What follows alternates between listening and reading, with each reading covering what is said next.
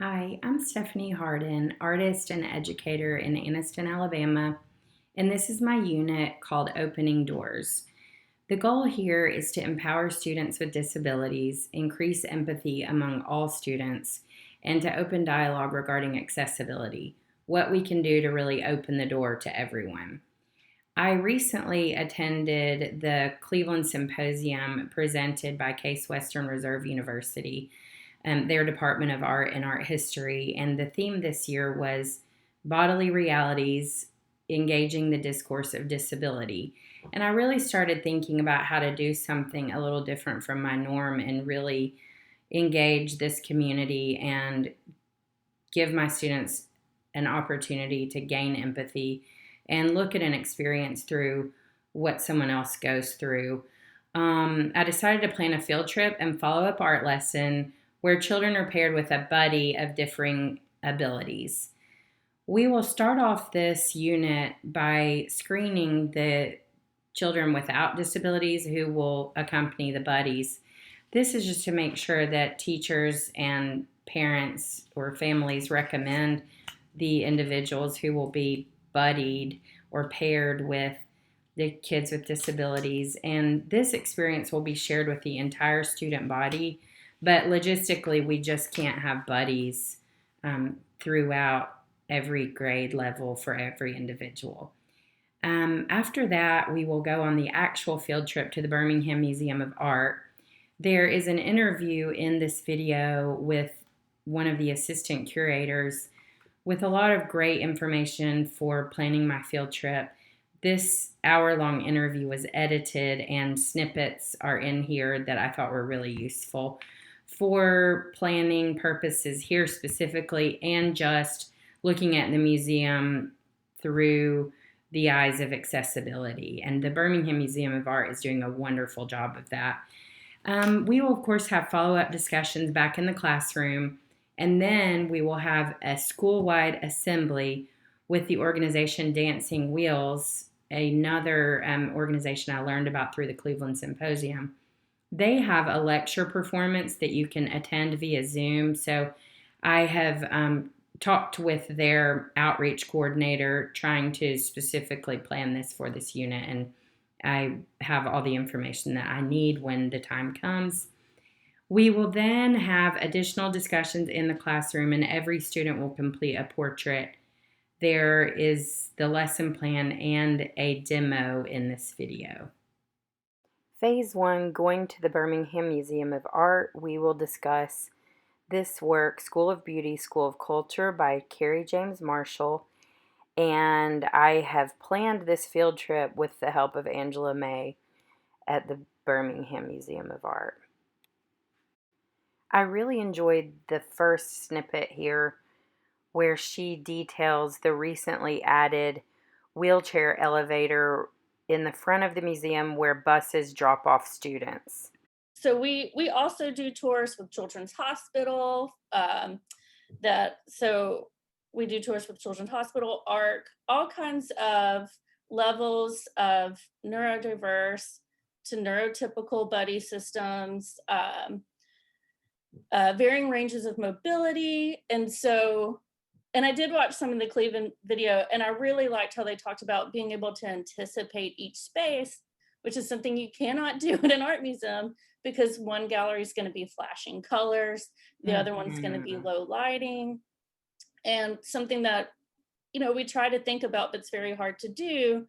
For example, if I have someone with a sensory sensitivity, they may want low lighting, which you can get in our Japanese galleries, our Chinese galleries, and our Renaissance galleries. At Uh-huh. the same time, if we have a visitor who's deaf, they need bright lights so they can better read the labels and Mhm. investigate. So there is no one space that can do it all if you have a diverse group with you, but we Right. can ensure that there's going to be a stop for everyone. Mhm. We use our sculpture garden as kind of our sensory decompression. So if you Mhm. feel, because we do not have a sensory room at the moment, although that's something that's one of our goals with Culture City, is Yeah, to that have was that in a one year or that was two. gonna be one of my questions. Yeah, so no safe room. Yeah, we want it and hopefully we can get it. It's hard negotiating space when everyone wants a gallery space. And I'm like, I want a room with no art. And they're like, you're blowing our minds. Um, I'm but I'm like, "Oh, sure. people will stay a lot longer if we have this room." But the sculpture garden, uh, even though we just got in our Culture City kits, we have had a partnership with the Autism Society of Alabama for many years. And so we've been offering sensory kits for at least 3 to 4 years now. And so if someone is having sensory issues, we give them the bag with the glasses, the squeeze ball, earbuds, and a fidget, and they'll go in the sculpture garden where you're used to nature, you've seen it before kind of thing. It's not Mhm. something that you don't know about like in a gallery when you can't expect each room. Well, and And you so have this, those walls too, isn't it walled in, the sculpture garden, so you don't have traffic or mhm. anything like that. I mean, it's not perfect, but yeah, it's better than what a lot of museums can Yeah, offer. it in no way is it perfect or ideal for what I would like, but we know Mhm. that it has worked with varying degrees of success because we do have a good group of neurodiverse visitors that come through. The downfall of the sculpture garden is that you can hear the interstate. And so my recommendation is if sound is something that is aggravating or a trigger, put in the earbuds or put on, our headphone coverings. We have two weighted lap pads as well. So we can kind of, and if no one is in the Japanese gallery, that is probably one of the most successful galleries for a sensory space.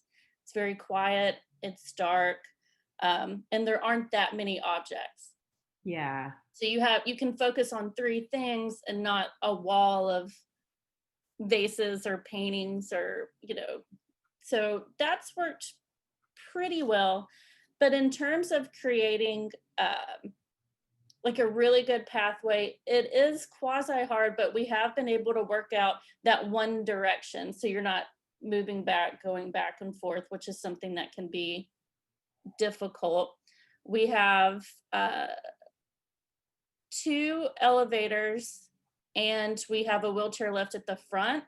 So when I first started at the museum, the drop off entrance where school buses drop off students did not have wheelchair access. So I Hmm. would have to walk children in the wheelchair all the way around the museum to our Oh back my parking lot entrance. goodness.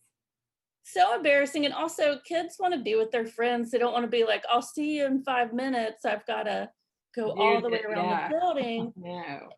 And just because of the way we're adjacent with the interstate, you cannot fit the school bus into the parking lot. Mhm. Um, so we got a lift actually during the pandemic. Our director, Oh. who's been really awesome about it, worked with the city. And so when we can reopen for school tours, or if a self-guided group wants to come in on their own, we've got the lift now. So no one has to be separated. Oh, Everyone that's can get great. this. That meant so much to me. And, it's just something you want. You don't want someone to pull up at your museum and then be like, I'm going to need you to, like, you can't come in with your friends.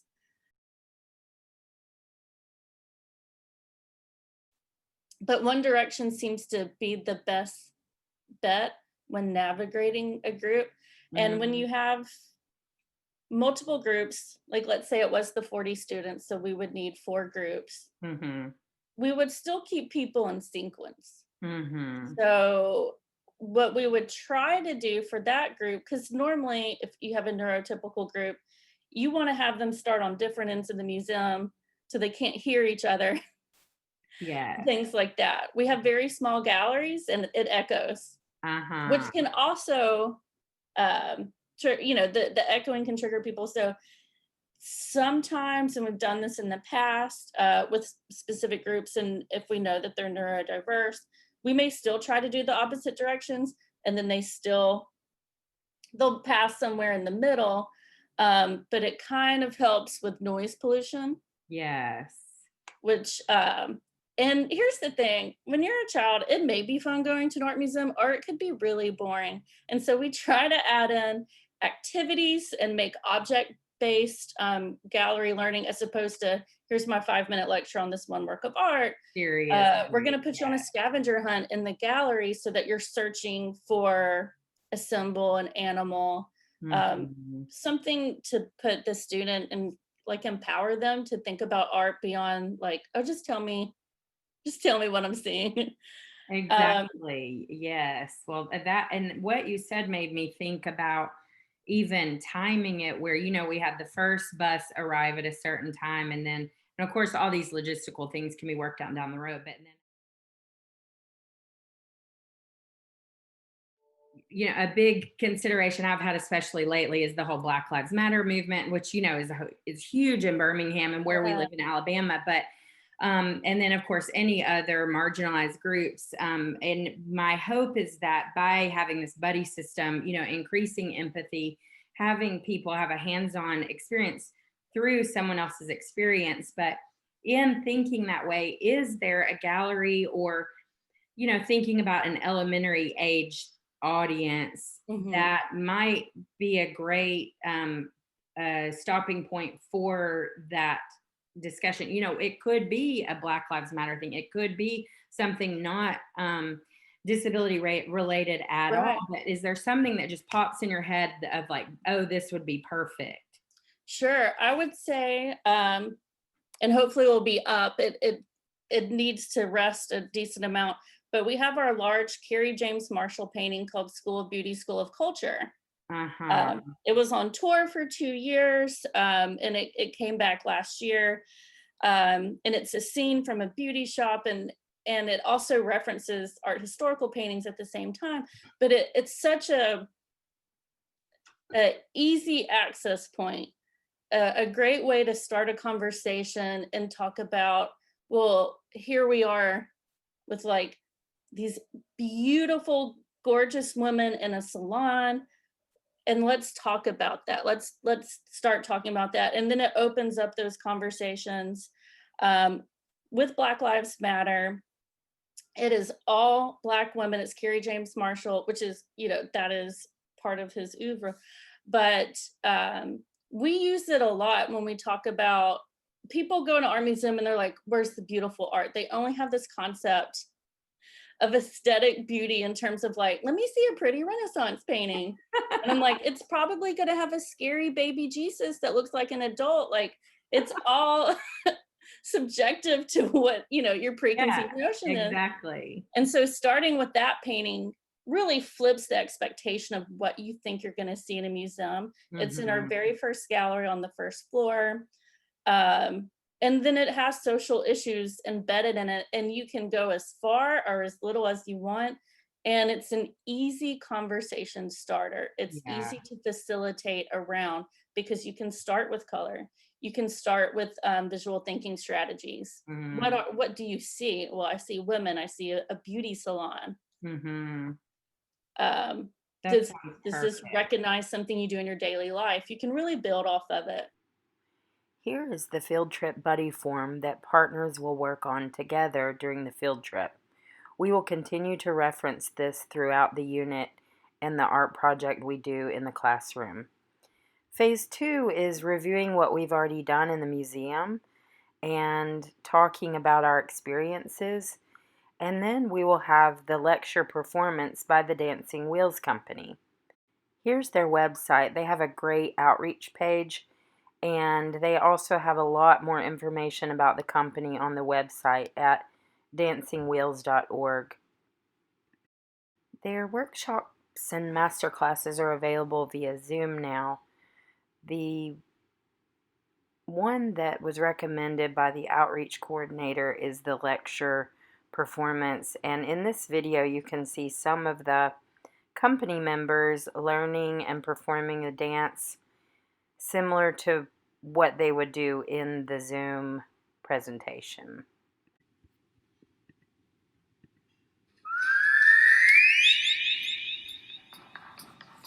Okay, Tokyo, South America, Australia, France, Germany, UK, Africa.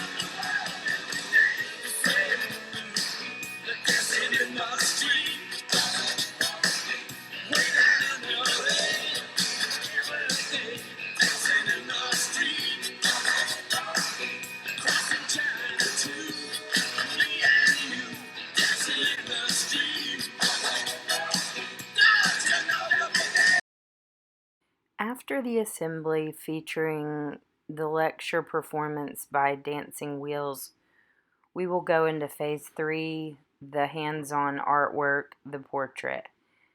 The demo that follows will be available to everyone doing this project, and I will do something similar in my classroom. Here we have our inspirational pieces and references as well. You can see the actual project description here.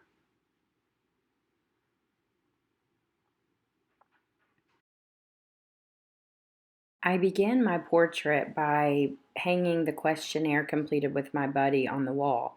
You'll want to reference that throughout the process here, and make sure and discuss it with your buddy. You have your butcher paper on the wall. You can use painter's tape to secure it, and then you're really just going to start adding shapes of your subject's face, and you're going to want, obviously the eyes, the nose, the mouth, the shape of the face, add hair to at least sort of, get the idea of your subject. And I've added text here. I'm peeling the outside of my pastel to add color easily in the background, which you all know how to do that. Add your subject's name at the top where we can see who this portrait is of, and at some point make sure and sign your work like we always do. I'm adding lots of pops of color, and you see the hot pink here for the shirt, and just trying to make this a fun, gestural, easygoing portrait to capture the likeness and the feel of your buddy or your subject. When you are finished, just make sure and add the finishing touches, maybe some more pops of color, any shading you need to do, and sign your work. This is something that will be displayed in the hallways for everyone to see, our big gestural portraits.